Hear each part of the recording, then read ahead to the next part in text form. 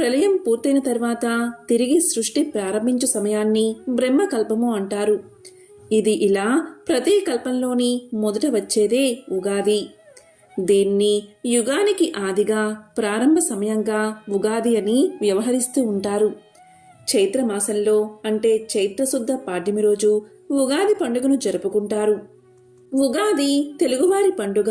ఉగాది పండుగతో తెలుగువారి కొత్త సంవత్సరం ప్రారంభమవుతుంది. తెలుగు నూతన సంవత్సరాది ఉగాది పండుగ జరుపుకోని తెలుగువారు ఉండరు. ఉగాది ఒక్క తెలుగువారికే కాదు, దక్షిణాది రాష్ట్రాలైన కర్ణాటక, తెలంగాణ, మహారాష్ట్ర ప్రజలు కూడా జరుపుకుంటారు. ఉగాది రోజు దేవాలయాల్లో పంచాంగ శ్రవణాలు జరుగుతాయి. సంవత్సరంలో జరగబోయే అనేక ముఖ్యమైన విషయాలను పండితులు ప్రజలకు వివరిస్తారు. జనవరి నెలతో ప్రారంభమయ్యే ఇంగ్లీష్ వారి క్యాలెండర్ మాదిరిగానే తెలుగువారి పంచాంగం చైత్రశుద్ధ పాడ్యమితో మొదలవుతుంది. తెలుగువారు జరుపుకునే ఎంతో ముఖ్యమైన పండుగ ఉగాది.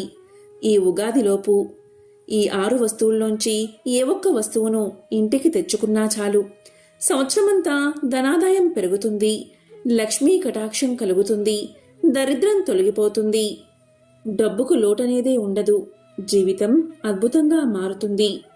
ఈ వస్తువులు కొత్త సంవత్సరంలో మీకు అదృష్టాన్ని, ఐశ్వర్యాన్ని తెస్తాయని శాస్త్రాలు చెబుతున్నాయి. కాబట్టి ఉగాదిలోపు ఏ వస్తువు ఇంటికి తెచ్చుకోవాలో ఇప్పుడు ఈ వీడియోలో తెలుసుకుందాం. మొదటి వస్తువు ఏంటి అంటే అదే కల్లు ఉప్పు. కల్లు ఉప్పును ఉగాది రోజు అంటే కొత్త సంవత్సరం ప్రారంభమయ్యే రోజు లక్ష్మీప్రదమైన ఉప్పును కొని ఇంటికి తెచ్చుకుంటే సంవత్సరమంతా ఐశ్వర్యానికి, ఆనందానికి లోటు రాకుండా ఉంటుందని శాస్త్రాలు చెబుతున్నాయి. కనుక ఉగాది రోజు ప్రతి ఒక్కరూ తప్పనిసరిగా ఒక ఉప్పు ప్యాకెట్ కొని ఇంటికి తెచ్చుకోండి. కల్లు ఉప్పు మాత్రమే ఇంటికి తెచ్చుకోవాలి. ఇలా చేస్తే లక్ష్మీ అనుగ్రహం మీకు కలుగుతుంది. కొత్త సంవత్సరంలో ఏ పని ప్రారంభించాలి అన్నా, ఆ పనిలో విజయాన్ని సాధించాలి అన్నా తప్పనిసరిగా కల్లు ఉప్పు ప్యాకెట్ను ఇంటికి తెచ్చుకోండి.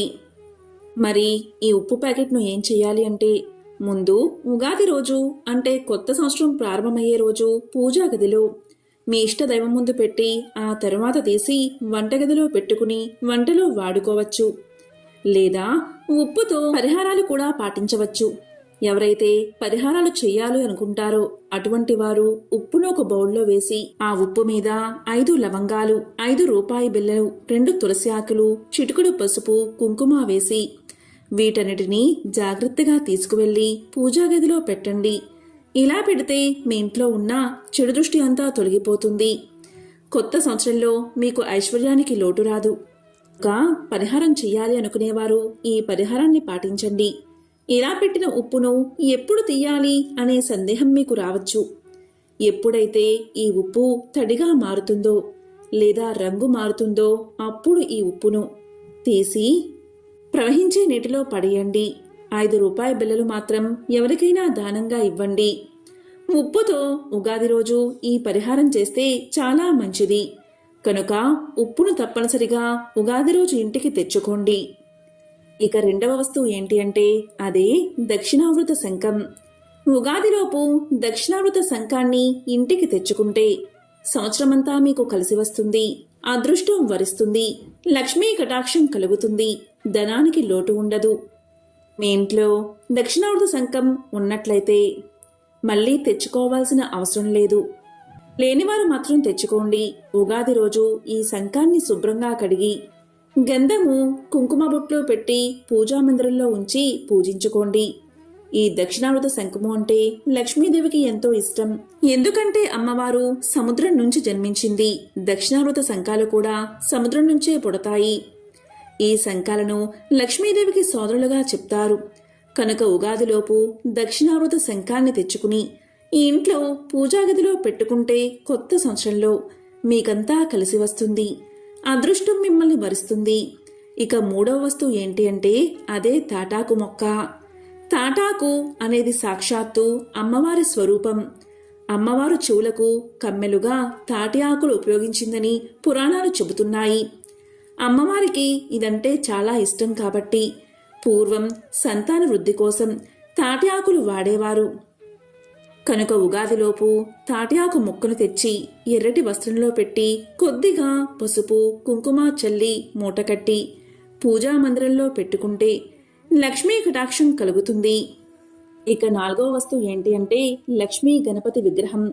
ఉగాదిలోపు లక్ష్మీ గణపతి విగ్రహాన్ని తెచ్చి మీ ఇంట్లో పూజా మందిరంలో పెట్టుకుంటే కొత్త సంవత్సరంలో డబ్బుకు లోటు ఉండదు, విఘ్నాలు రాకుండా ఉంటాయి. మీకు కొత్త సంవత్సరంలో అన్ని శుభాలే జరుగుతాయి. అలాగే ఉగాదిలోపు తామర పూసలను లేదా తామర పూసల మాలను తెచ్చి పూజా గదిలో పెట్టుకుంటే మీకు రాబోయే కొత్త సంవత్సరంలో అంతా శుభమే జరుగుతుంది, ధనానికి లోటు ఉండదు. ఎందుకంటే తామర పూసలు అంటే అమ్మవారికి చాలా ఇష్టం. లక్ష్మీదేవి ఎప్పుడూ కూడా తామర పువ్వు మీద కూర్చుని ఉంటుంది. తామర పువ్వు నుంచి వచ్చే తామర పూసలను తెచ్చి పూజా గదిలో పెడితే కొత్త సంవత్సరంలో మీకు కలిసి వస్తుంది. కనుక దీన్ని తప్పనిసరిగా తెచ్చుకోండి. ఇక 6వ వస్తువు ఏమిటి అంటే ఏకాక్షి నారికేలము. మామూలు కొబ్బరికాయకు 3 కళ్ళు ఉంటాయి, కానీ అరుదుగా దొరికే ఏకాక్షి నారికేలానికి ఒకే ఒక కన్ను ఉంటుంది. ఏకాక్షి నారికేలం బయట దొరుకుతుంది. ఏకాక్షి నారికేలం చాలా శక్తివంతమైనది. కనుక ఉగాదిలోపు ఒక ఏకాక్షి నారికేలాన్ని ఇంటికి తెచ్చుకోండి. తప్పకుండా కొత్త సంవత్సరంలో మీకు అదృష్టం కలుగుతుంది, లక్ష్మీ కటాక్షం కలుగుతుంది. ఇక చివరిగా ఉగాదిలోపు లక్ష్మీ స్వరూపంగా చెప్పబడే లక్ష్మీ గవ్వలను కానీ లేక గోమతి చక్రాలను కానీ ఈ రెండిటిలో ఏదో ఒకటి ఇంటికి తెచ్చుకుంటే చాలు. లక్ష్మీ కటాక్షం కలిగి మీ ఇంట్లో డబ్బుకు లోటు ఉండదు. కాబట్టి ఉగాదిలోపు ఈ 7 వస్తువుల్లో కానీ లేదా ఈ 7 వస్తువుల్లో ఏదో ఒక వస్తువును కానీ ఇంటికి తెచ్చుకుంటే సంవత్సరమంతా కలిసి వస్తుందని పండితులు చెబుతున్నారు. పూర్వకాలంలో పురందరపురంలో ఒక వర్తకుడు ఉండేవాడు. ఆ వర్తకుడు చాలా ధనవంతుడు. గొప్ప ధనవంతుడైన ఆ వర్తకుడికి 4 కుమారులు కలిగారు. కాలక్రమంలో ఆ వర్తకుడు వృద్ధుడై మరణించే సమయం ఆసన్నమైనది. మరణించే ముందు ఆ వర్తకుడు తన 4 కుమారులను పిలిచి మూత బిగించి ఉన్న 4 పాత్రలను వారికి ఇచ్చి వాటిని తాను మరణించాక మాత్రమే తెరిచి చూడమని, వాటిలో ఎవరు ఏ పని చెయ్యాలో నిర్దేశితమై ఉందని చెప్పి వర్తకుడు మరణించాడు. దీంతో వర్తకుడు మరణించిన వెంటనే అతని కుమారులు తండ్రి ఇచ్చిన పాత్రలను తెరచి చూశారు. మొదటి పాత్రలో మట్టి, 2వ పాత్రలో బొగ్గులు, 3వ పాత్రలో ఎముకలు, 4వ పాత్రలో తౌడు కనిపించాయి. కాని దానర్థం వారికి తెలియక తమ రాజైన విక్రమార్కుడి దగ్గరకు వెళ్లి విషయమంతా తెలియచేశారు వారు. రాజైన విక్రమార్కుడికి కూడా ఆ పాత్రల విషయం అస్సలు అర్థం కాలేదు. దీంతో ఆ 4 కుమారులు ఏమిటి ఈ పరిస్థితి అని ఆలోచించి ప్రతిష్టానపురం చేరుకుని అక్కడ ఉన్నవారిని అడిగారు. కాని ఎవరూ చెప్పలేకపోయారు.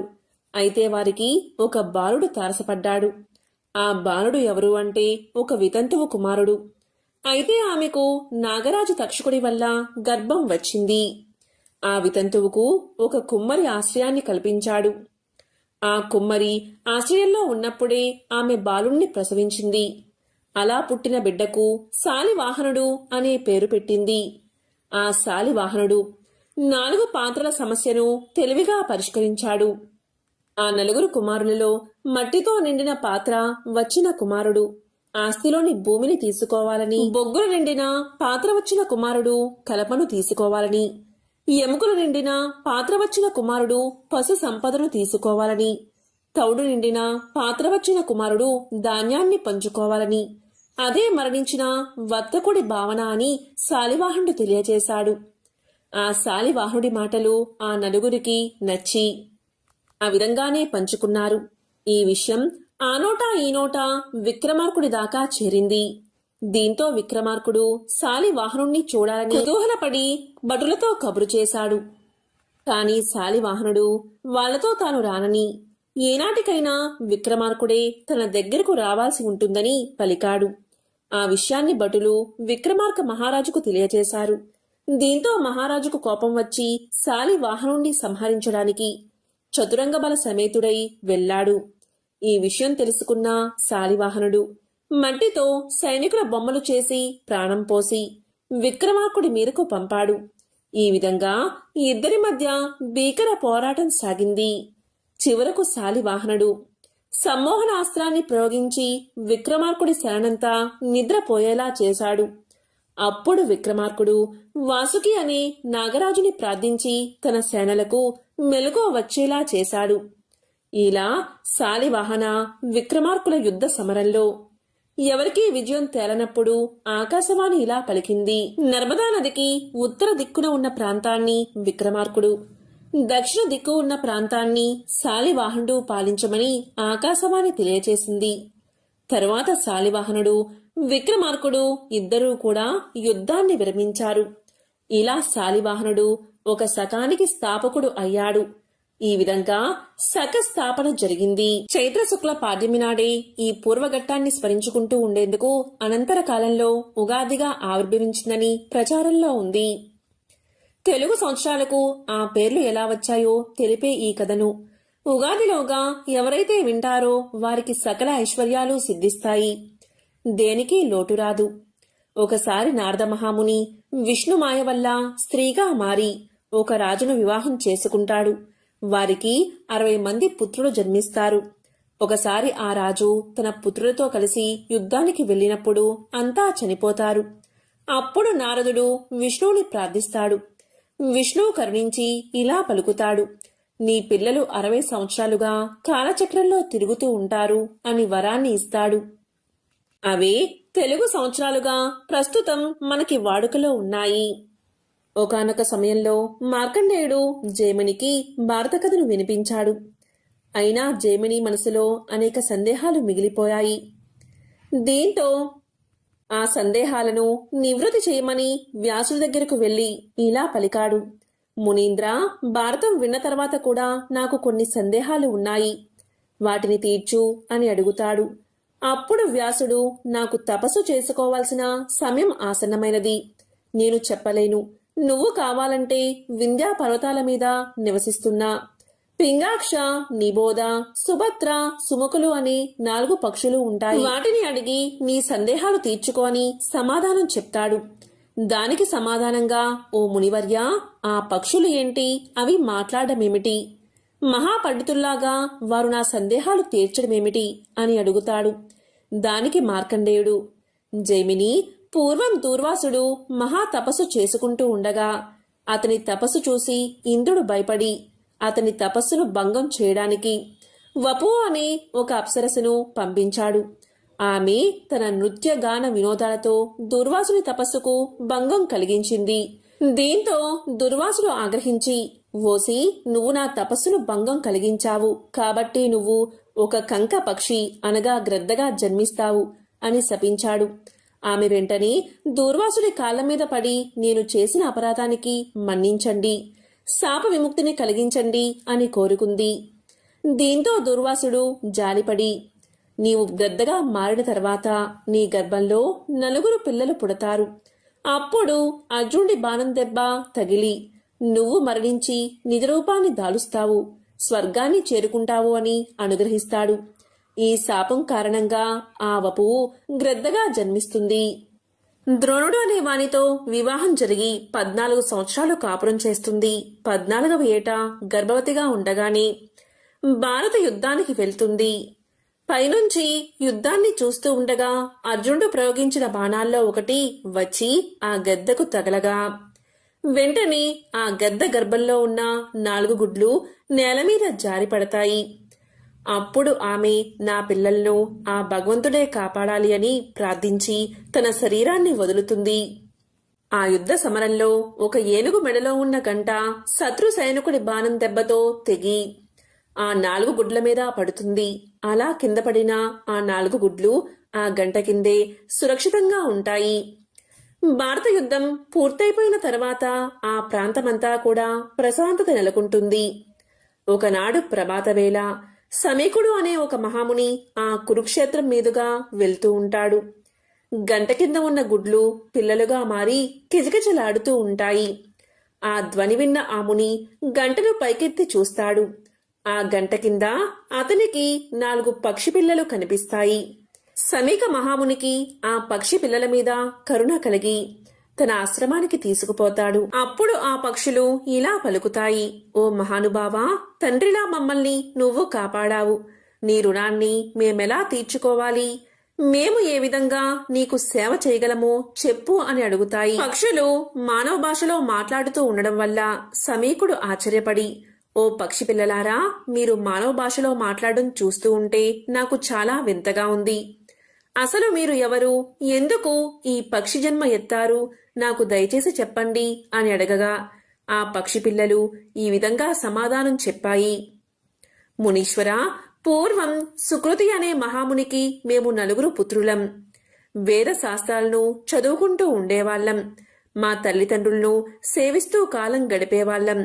ఇలా ఉండగా ఒకరోజు దేవేంద్రుడు మా తండ్రి యొక్క సత్యాన్ని పరీక్షించడానికి గ్రద్ద రూపంలో వచ్చి నరమాంసాన్ని ఆహారంగా పెట్టమని కోరాడు. అప్పుడు మా తండ్రి, మీలో ఎవరైనా ఇంద్రుడికి ఆహారం అవ్వండని మమ్మల్ని ఆజ్ఞాపించాడు. అయితే మేము మా ప్రాణాలు దక్కించుకోవడానికి భయంతో మా తండ్రి యొక్క ఆజ్ఞను పాలించకుండా అలాగే ఉండిపోయాం. అప్పుడు మా తండ్రి మమ్మల్ని పక్షులుగా పుట్టమని శపించాడు. తన శరీరాన్ని ఇంద్రుడికి ఆహారంగా సమర్పించుకున్నాడు. ఇంద్రుడు మా తండ్రి యొక్క త్యాగ బుద్ధికి సంతోషించి మమ్మల్ని చూసి, మీరు వింధ్య పర్వత గృహంలో నివసించండి. జైమిని అనే వ్యాస శిష్యుడు మీ దగ్గరకు వచ్చి కొన్ని సందేహాలు అడుగుతాడు. ఆ సందేహాలు తీర్చి మీరు శాప విముక్తులు పొందండి. మీరు పక్షులైన సర్వ వేదాలను పొంది ధర్మపక్షులు జ్ఞానపక్షులుగా పేరు పొందుతారు అని మమ్మల్ని అనుగ్రహించి వెళ్లిపోయాడు అని ఆ పక్షులు తమ వృత్తాంతం గురించి సమీకుడికి చెప్పుకున్నాయి. అప్పుడు సమీకుడు, మీరు నా కోసం ఏ పని చేయవలసిన అవసరం లేదు. మీరు మీ విధిని నిర్వర్తించడానికి వింధ్య పర్వతాలకు వెళ్ళండి అని సెలవిచ్చి వారిని అక్కడి నుంచి పంపించేశాడు. కాబట్టి జైమిని, నీవు ఆ పక్షుల దగ్గరకు వెళ్లి నీ ధర్మ సందేహాలు తీర్చుకో అని మార్కండేయుడు చెప్పి తపస్సు చేసుకోవడానికి వెళ్లిపోయాడు. అప్పుడు జైమిని పక్షులను వెతకడానికి వింధ్య పర్వత ప్రాంతాలకు వెళ్తాడు. కొద్దిసేపు తర్వాత ఆ పక్షులు కనిపిస్తాయి. ఆ పక్షులు ఆ సమయంలో వేదాధ్యయనం చేసుకుంటూ ఉన్నాయి. అప్పుడు అతను ఆ పక్షుల దగ్గరకు వెళ్లి, ఓ పక్షులారా, నేను వ్యాస శిష్యుణ్ణి. నన్ను జైమిని అంటారు. మార్కండేయుడు చెప్పిన విధంగా నేను మీ దగ్గర కొన్ని ధర్మ సందేహాల గురించి అడిగి తెలుసుకోవడానికి ఇక్కడికి వచ్చాను.